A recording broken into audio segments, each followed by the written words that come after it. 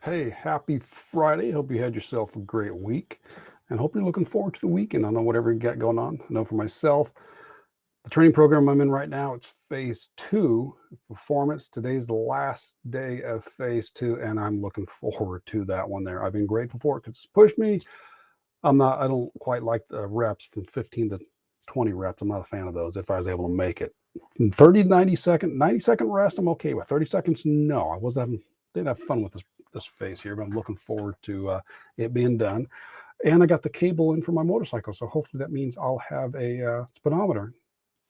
I got to cut it to length, but hopefully that means I got a speedometer and actually know what speed I'm going. If not, I got another part coming in next week, which I'll be able to use my phone as an app on my phone for the GPS. But anyways, hope you're going to have yourself a great weekend. And I also know we're having triple digits, and they're higher triple digits this weekend, which I think may be the last of it for a while. But anyways, all right. So whatever you got going on, hope you're going to have yourself a good one. But let's go and get into today's topic. Self-sabotage. Are you conscious of your subconscious? There's a lot of times we can say we want to take care of our health.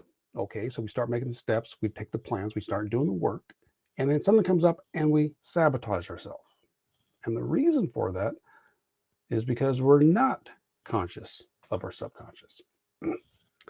I've done some other videos on this. I'm going to kind of condense a little bit here. Your subconscious is extremely powerful. It's tip of the iceberg. You see this much.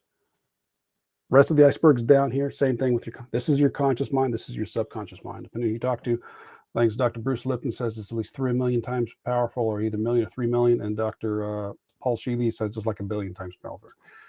Consciously, you're only aware, I think it's like 40 bits of information, 1 per second, while your subconscious mind is like 1 million or 40 million, something like that there. And your subconscious mind is aware of everything you do, everything you think, see, hear, read, come across. So if you got, I know example, kind of get an idea of this. One of the teachers I had there, one of her students was always in kind of in a negative attitude, always just kind of felt bad, always kind of real pessimistic. Well, they had that constantly negative network on during the day. They might be doing their work, but the television was on in the background, so they were constantly feeding that negative information all day long. They turned it off, everything kind of improved a little bit. So if you're thinking negatively, you're thinking bad thoughts, you're listening to music that has derogatory lyrics, you're watching movies like that, all that goes in and plays a factor. And in turn, and some of the stuff we have even subconsciously still developed when we were a kid. You might have been 5 years old. Something happened at school. And the way your mind interpreted that information was maybe, okay, I'm bad. Maybe money's bad. I can't do things right. Whatever it was, something like that, which as an adult, there is no logical conclusion, but your little mind, that's the way it formed, that's still in your subconscious. And that's some of the things that's a reason that could be what's going on, is why you self-sabotage. It's also with Joe Vitale calls counter intentions, something like that. But the idea is, with being in your subconscious, most of the time you're not aware of what those are.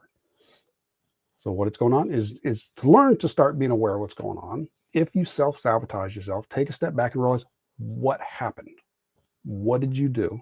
Doesn't mean you're actually going to understand at the moment. What did you do? It's like, okay. And that's why I always talk about it's important to be what you put into your mind. You want to read positive information. You want to get information that's going to help to bring you up. Be around the right people. And to start dealing with some of the subconscious, there are things like paraliminals.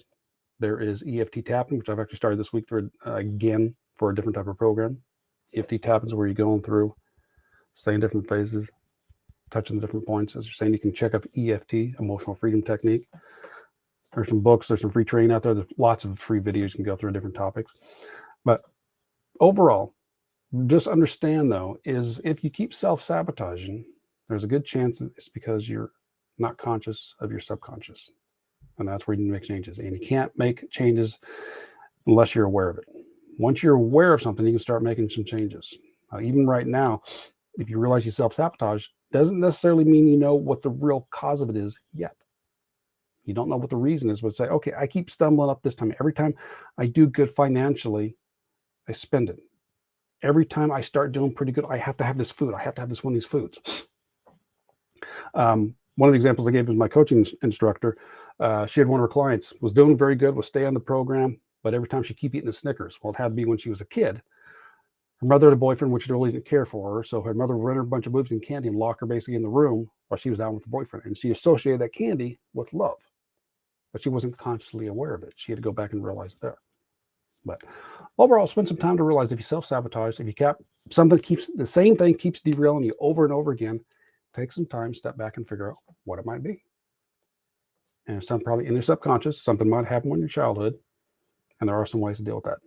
That's what I want to get you something to ponder as you go through the weekend. So hope you have some fun this weekend. So I will catch you on Monday. So take care and balancing to you. Bye-bye.